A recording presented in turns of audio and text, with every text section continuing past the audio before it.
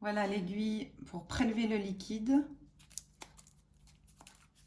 C'est 1,2 x 50 mm et elle est rose. Ça, c'est l'aiguille pour piquer le chat.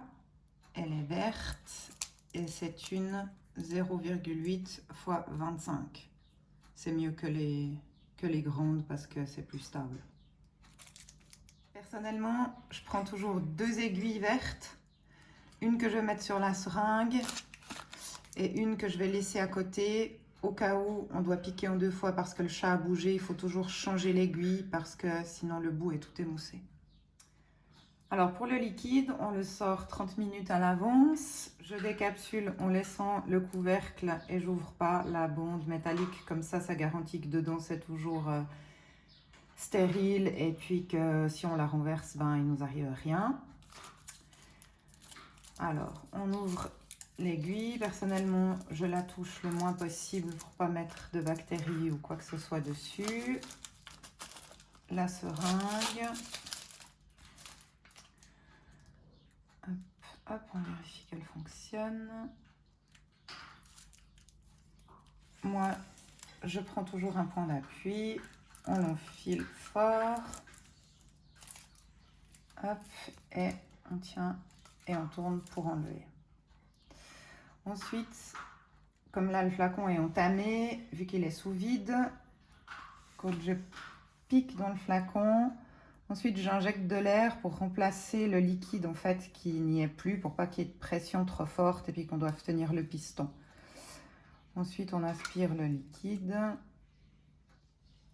Pour Flagada c'est 2,2, donc j'en prends un tout petit peu plus, il y a une bulle d'air donc il faudra compenser. Hop, on retourne, puis là hors du liquide on laisse la bulle sortir et puis là on est à 2,2, c'est tout juste. Et là hop, en tenant le piston, s'il y a encore un peu un vide d'air, voilà, et on va remettre ça au frigo. Je vais remettre le capuchon, je prends un point d'appui pour viser, je pèse fort et je tourne pour l'enlever. Alors là, ben, j'ai pas de bulle, vraiment une petite là, ouais. Hop, on tapote, on met la bulle bien au centre et puis après le liquide jusqu'au bout parce que sinon après il y a plein d'air dans le chat.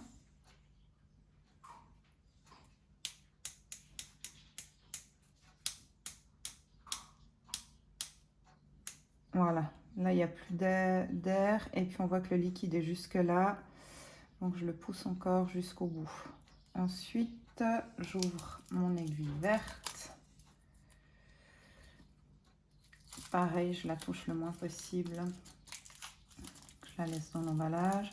Ce que je fais, c'est que je regarde le côté biseauté de l'aiguille pour qu'il soit bien en face, donc il est là, ça fait une petite zone plus foncée, pour qu'il soit bien en face de la graduation, comme ça je sais toujours comment piquer et puis que ce sera pile en face. On fait bien fort comme ça, voilà. Si je dois piquer une seconde fois le chat, j'enlève l'aiguille et j'ai l'autre qui est prête à côté et je change immédiatement d'aiguille. Voilà, lâche. Alors voilà Flagada, hop, qui est prêt pour sa piqûre, qui a été rasé sur les côtés là pour qu'on voit mieux ce qu'on fait. Attends Flagada, viens. Voilà. Et qui a une peau toute nickel. Hein, on t'emballe. Alors, avec un linge fin, je lui fais un nœud ici.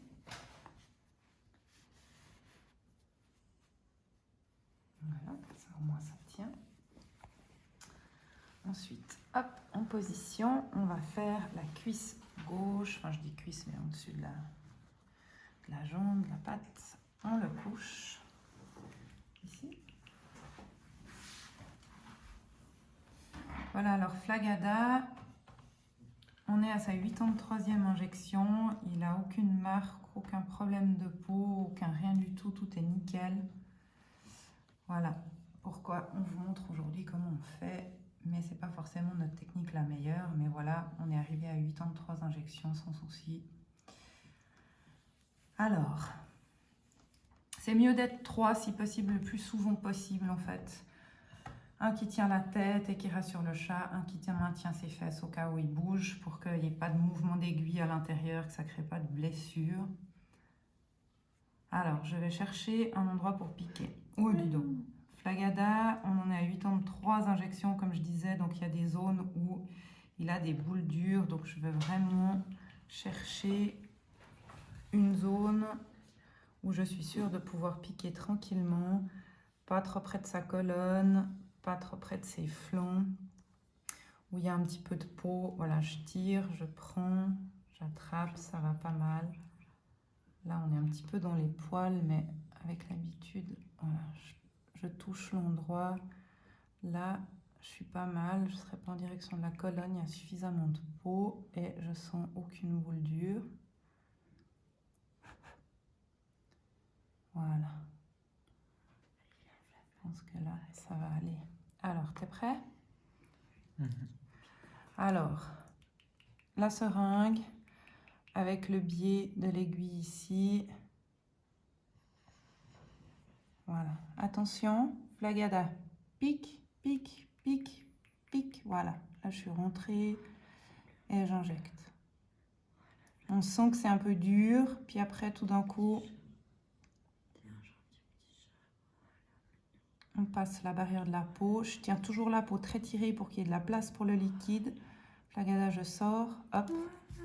Et puis maintenant, quand on lâche la peau, on masse. On sent tout de suite la boule du liquide. Bon, lui a beaucoup de liquide avec 2,2 ml, mais vraiment, on masse, on masse, on masse pour que la boule vraiment se disperse bien.